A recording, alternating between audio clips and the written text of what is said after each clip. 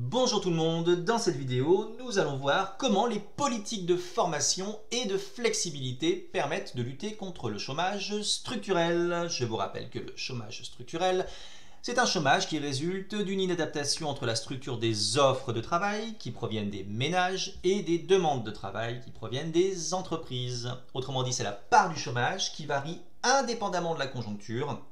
Autrement dit, le chômage structurel n'est pas influencé par l'amélioration ou la détérioration de l'état de santé de l'économie. Alors, on va pouvoir effectivement lutter contre le chômage structurel en jouant sur la formation, notamment en renforçant l'employabilité des plus jeunes par davantage de formation initiale. On peut, par exemple, miser sur l'apprentissage, comme le fait l'Allemagne depuis de nombreuses années. Il faut savoir que les apprentis ont longtemps représenté environ 10% de l'enseignement secondaire en France, alors qu'ils représentent 40% en Allemagne. Je vous rappelle au cas où, évidemment, qu'en Allemagne, le taux de chômage est ridiculement faible, bien évidemment. En 2021, la France a fait un très très grand tournant, puisqu'il y a eu 718 000 contrats en alternance qui ont été signés, effectivement. D'accord ? On peut également mettre en place un PIC, un plan d'investissement dans les compétences, qui va permettre, entre autres, d'aider les décrocheurs, autrement dit les jeunes qui sont sortis du système éducatif sans formation. On peut également renforcer l'employabilité des moins jeunes par la formation continue, par exemple en mettant en place un compte personnel de formation, d'accord, qui est alimenté en heures de formation et qui est utilisable par tout salarié tout au long de sa vie active, ce qui lui permet de suivre des formations qualifiantes qu'il pourra bien évidemment ensuite rentabiliser sur le marché du travail.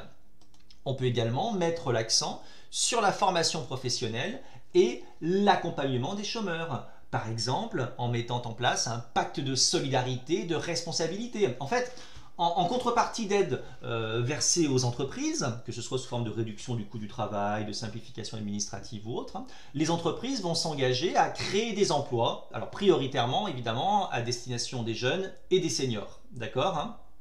Et pour cela, on va passer par l'alternance, l'apprentissage, les contrats de génération, etc., etc.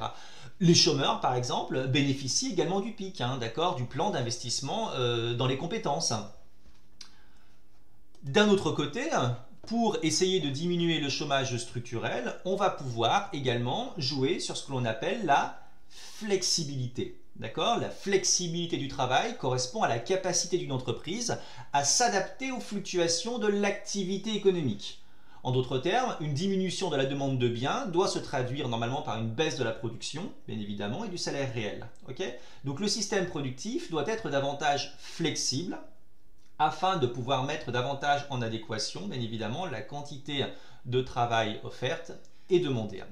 Alors, on va par exemple pouvoir jouer sur la flexibilité quantitative externe. D'accord ? Cela va se faire par le biais des licenciements, des emplois temporaires et de la sous-traitance. Autrement dit, il va falloir effectivement rendre plus facile pour les entreprises les possibilités d'embauche, de licenciement, les recours au travail temporaire et à la sous-traitance.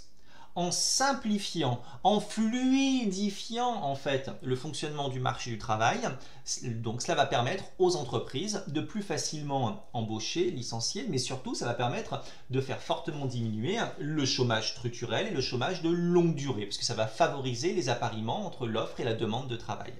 On peut également jouer sur la flexibilité quantitative interne. Dans ce cas-là, il s'agit en fait de la variation de la durée du travail au sein de l'entreprise, par exemple par un recours au temps partiel, aux heures supplémentaires ou éventuellement après adapté en fonction de la saisonnalité de l'entreprise.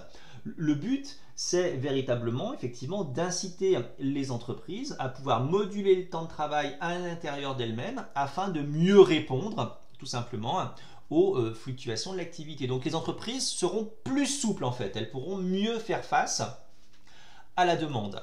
On peut également jouer sur une flexibilité qualitative interne. Cette fois-ci, c'est en fait le fait de jouer sur la polyvalence des salariés, tout simplement, qui seront finalement plus productifs.